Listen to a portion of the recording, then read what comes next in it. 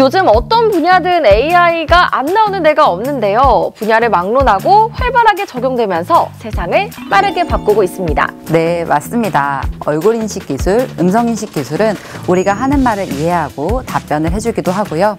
최근 AI로 만든 곡이 공모전 1위를 하기도 하는 등 인공지능 기술이 우리 삶에 다양하게 사용되고 있습니다. 인공지능이 어떤 분야에서 어떻게 활용될지 너무너무 기대되는데요.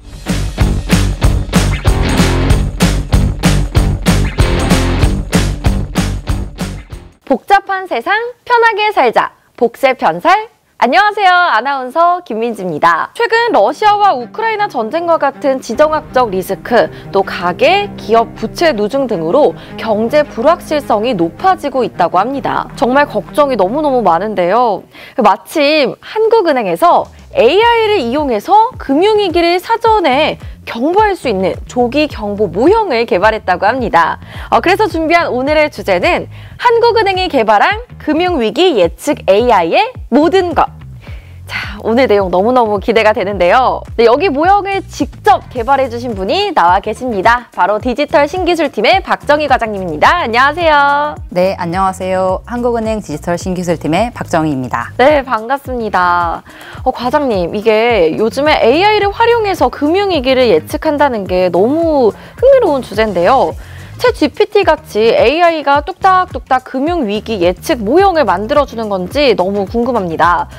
사실 저번 시간에는 이 과장님과 같은 디지털 신기술팀에 계셨던 이창훈 과장님을 모시고 AI 전망 모형에 대해서 잠깐 또 이야기를 나눴었는데 사람 손이 좀 많이 들어가는 것 같더라고요. 금융위기 예측도 마찬가지일까요?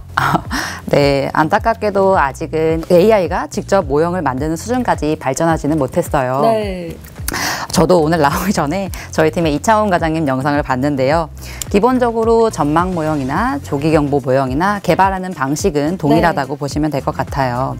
다만 전망 모형과 조기 경보 모형은 예측하는 대상이 다르고 사용할 수 있는 데이터도 다르기 때문에 어떤 변수와 모형을 사용할까, 그리고 실제 모형의 예측력을 어떻게 평가할까에 대한 고민이 달라지는 거죠. 조금 어려운 얘기지만 모형 개발을 위한 도메인 난리지가 다른 거죠. 정확히 이해했어요. 지난번에 이창훈 과장님께서도 모형이 얼마나 정확한지 제대로 평가하는 게 가장 중요하다고 말씀하셨는데 과장님도 비슷한 말씀을 해주시는 것 같습니다. 네, 맞습니다. 그래서 모형을 개발하는 목적이랑 데이터의 구조와 특징에 따라서 내가 만든 모형을 평가하는 방식이 달라지는 겁니다. 근데 이제 좀 듣다 보니까 조금은 알 것 같기도 하면서도 알쏭달쏭하거든요. 이게 목적이 중요하다면 금융위기는 뭔지, 또 조기 경보는 뭔지가 중요할 것 같은데 너무 뻔한 질문인가요? 아니에요. 너무 이제 핵심을 진짜 잘 짚어주셨어요. 네. 실질적으로 사실 저희가 뻔한 질문을 곱씹어보면서 이제 새로 깨닫게 되는 것도 굉장히 많은 것 같아요. 저희도 실질적으로 조기 경보 모형을 처음 개발할 때 가장 먼저 고민했던 것이 금융위기가 뭘까? 그리고 실제 이 모형의 조기 경보 모형의 예측력을 어떻게 평가할까라는 거였어요. 그러면은 예전에는 조기 경보 모형이 따로 없었던 건가요? 물론 있었죠.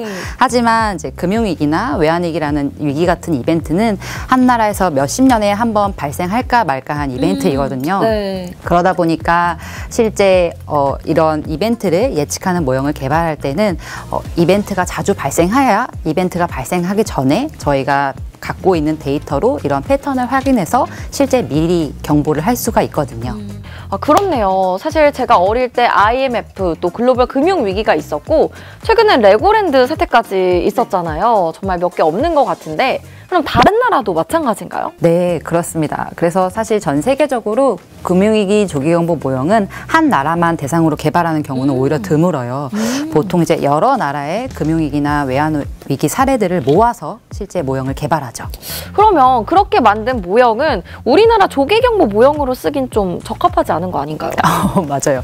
그래서 저희는 이제 우리나라 데이터를 이용해서 이제 말씀해 주신 대로 조기경보 모형을 개발했습니다. 그래서 이렇게만 말씀드리면 뭔가 뭔가 없는 데이터로 어떻게 조기 경보 모형을 만들었나 궁금해하실 것 같아요. 네, 너무 궁금한데 사실 방금 금융위기 같은 이벤트 발생 횟수가 적어서 모형 개발에 필요한 데이터가 부족하다고 하셨잖아요. 그래서 저희가 사용한 방법은 굉장히 간단해요. 첫째는 데이터 크기를 최대한 늘리고, 둘째는 확보한 데이터를 효율적으로 사용하자입니다.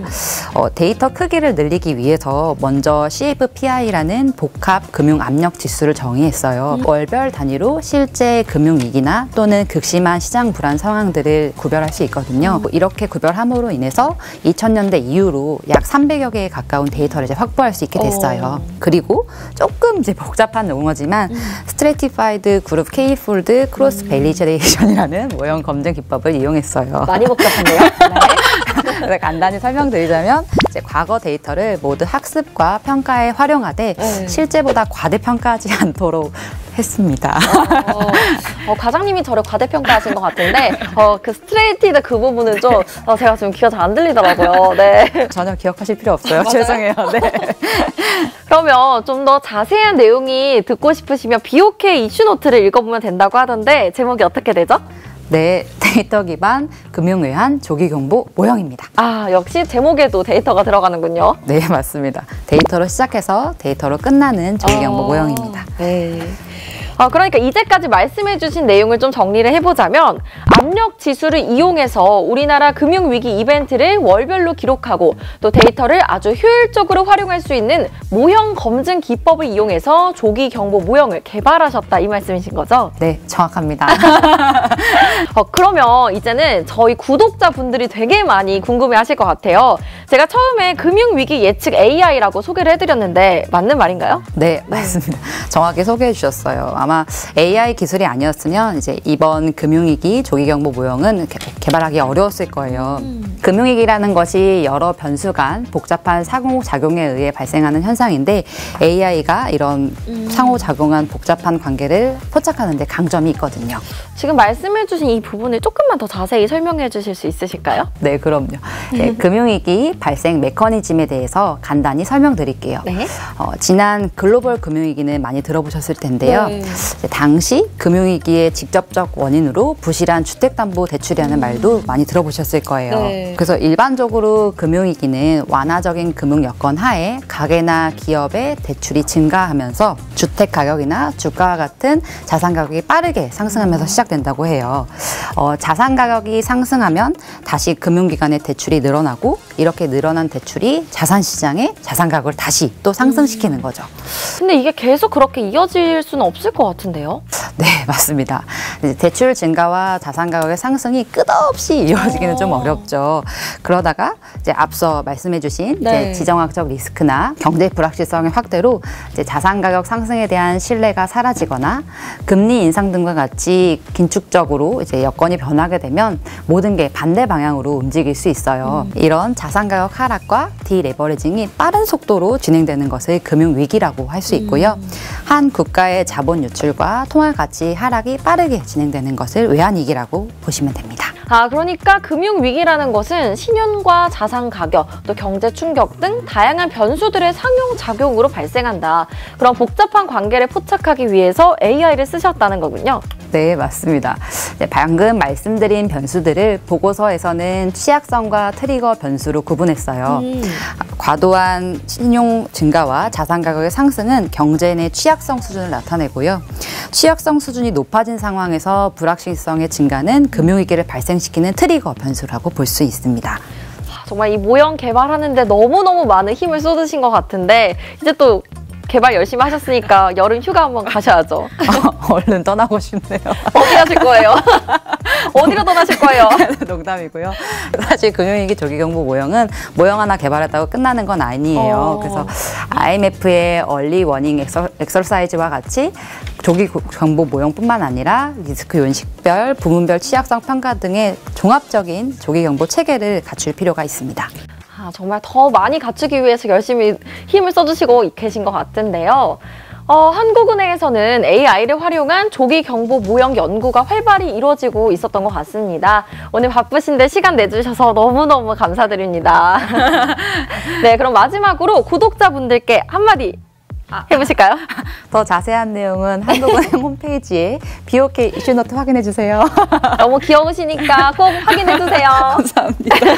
네, 복세 편살은 다음 시간에도 더욱더 유익한 주제로 찾아오도록 하겠습니다. 복잡한 세상 편하게 살자. 구독, 좋아요 댓글, 알림 설정까지 많이 눌러주세요. 안녕. 안녕. 기왕 올라가는 거 많은 조회수가 올라왔으면 좋겠네요. 욕심나네. 여기로 보여주세요. 뭘로 해요? 망간부 썸네일로 따기 망간부. 망간부.